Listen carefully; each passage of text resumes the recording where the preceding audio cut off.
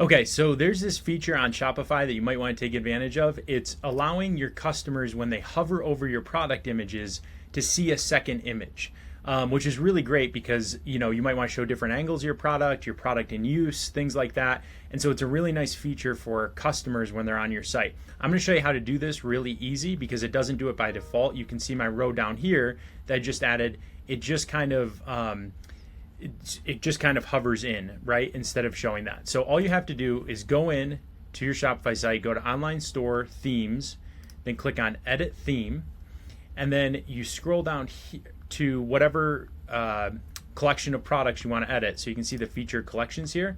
And then there's this little button that's kind of hidden, Show Second Image on Hover. And then you just check that on. Then be sure to hit Save. A lot of people forget that step. And now when I go back, if I refresh my site, now you can see I'm showing that second image on hover. So that's quick and easy. If you like this, hit like and subscribe for more great Shopify tips to enhance your store and help you get more conversions. Catch you in the next video.